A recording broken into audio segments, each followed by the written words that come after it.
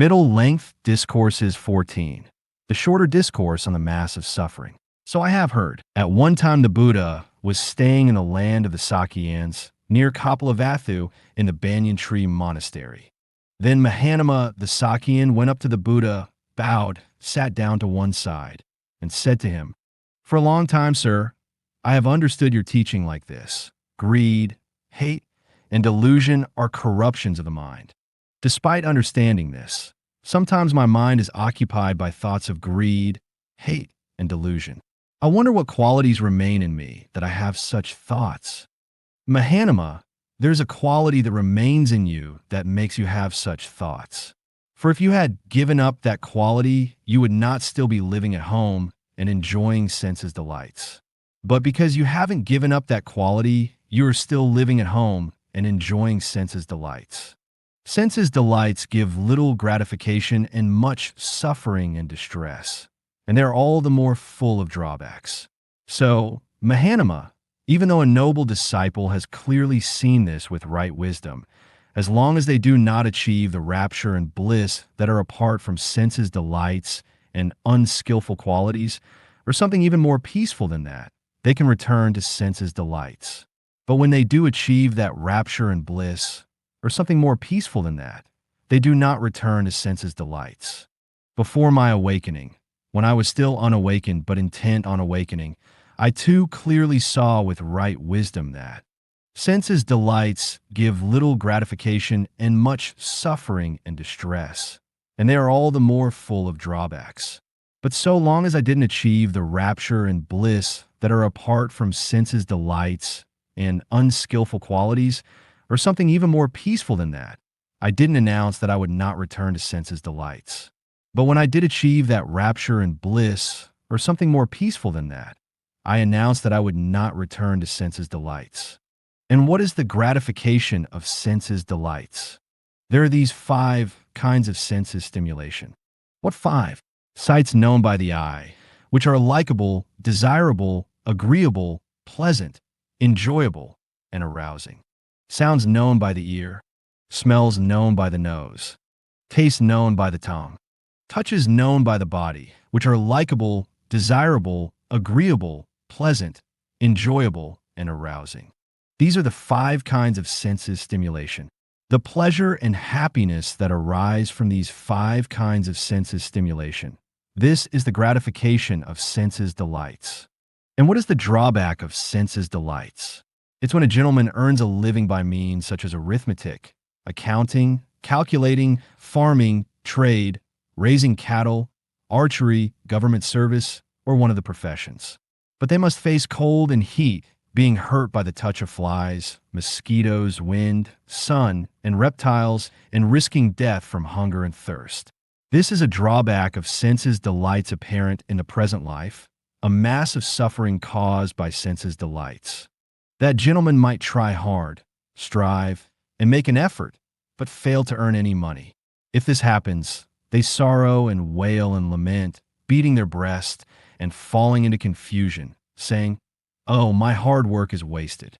My efforts are fruitless." This too is a drawback of senses delights apparent in the present life, a mass of suffering caused by senses delights. That gentleman might try hard, strive, and make an effort and succeed in earning money. But they experience pain and sadness when they try to protect it, thinking, "How can I prevent my wealth from being taken by rulers or bandits, consumed by fire, swept away by flood, or taken by unloved heirs?"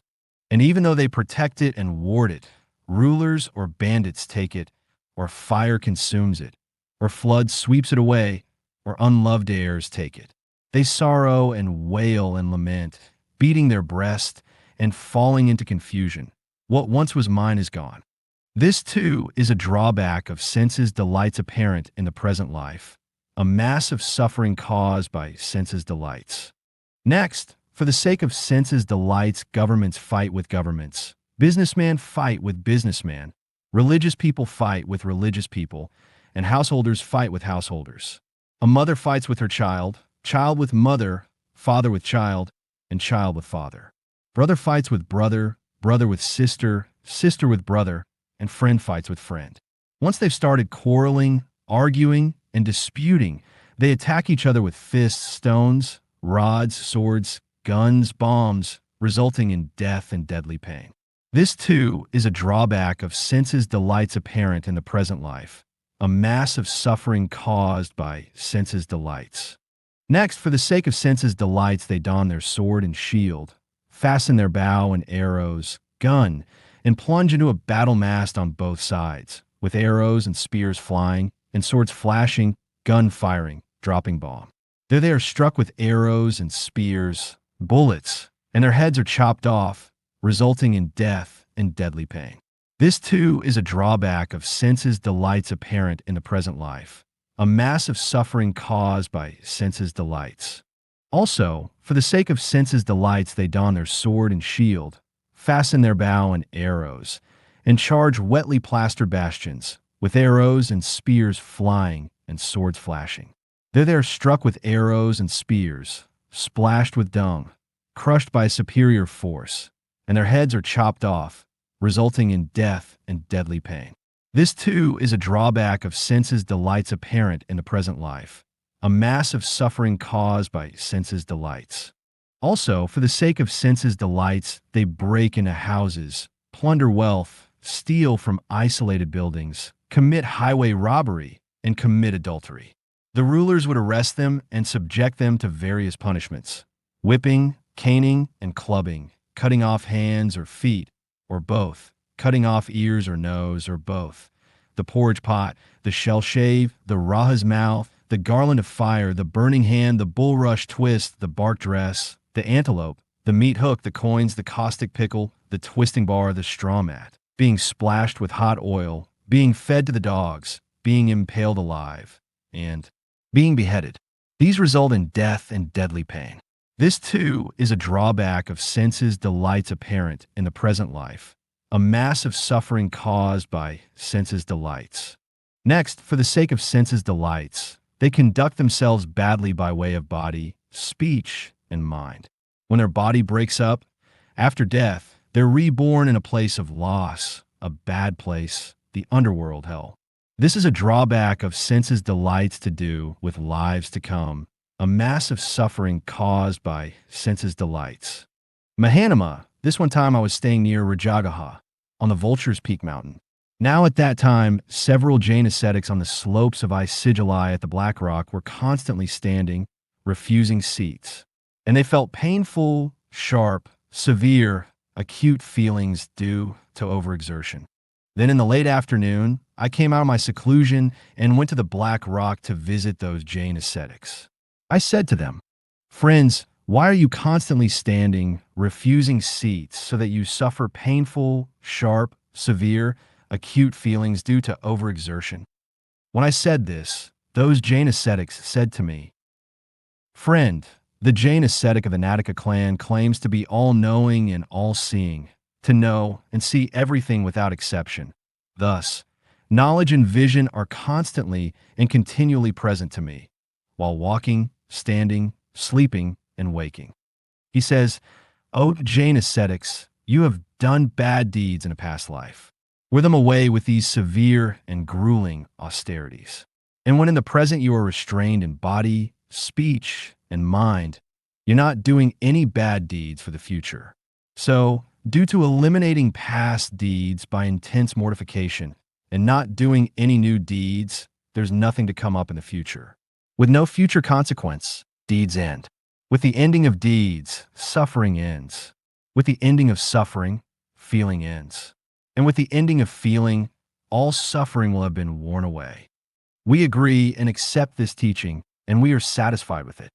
When they said this, I said to them, "But friends, do you know for sure that you existed in the past, and it is not the case that you did not exist?" Jains replied, "No, we don't, friend." Buddha said, "But friends, do you know for sure that you did bad deeds in the past?" Jains replied, "No, we don't, friend." Buddha continued, "But friends, do you know that you did such and such bad deeds?" Jains replied, "No, we don't, friend." Buddha said, "But friends, do you know that so much suffering has already been worn away, or that so much suffering still remains to be worn away?" Or that when so much suffering is worn away, all suffering will have been worn away?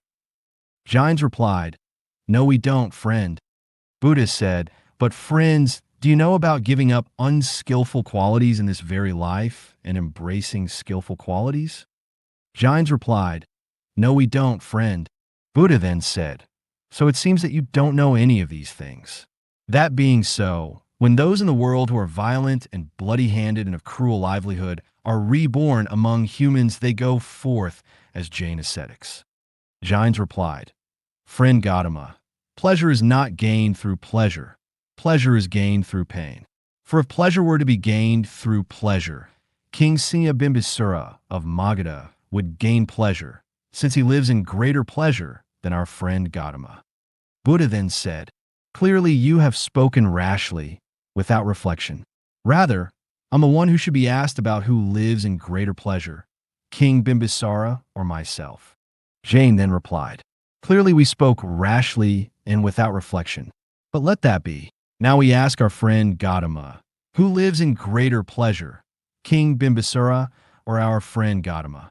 Buddha replied, "Well then, friends, I'll ask you about this in return, and you can answer as you like. What do you think, friends? Is King Bimbisara capable of experiencing perfect happiness for 7 days and nights without moving his body or speaking?"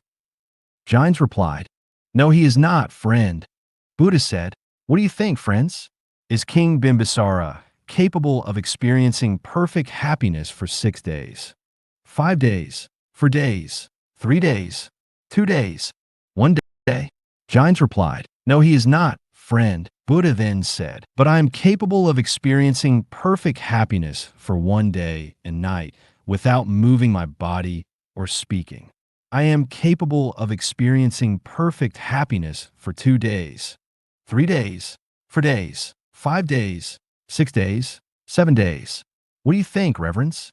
This being so, who lives in greater pleasure, King Bimbisara or I?" Jains replied, "This being so, our friend Gautama lives in greater pleasure than King Bimbisara." That is what the Buddha said. Satisfied, Majjhima, the Sakyan, approved what the Buddha said.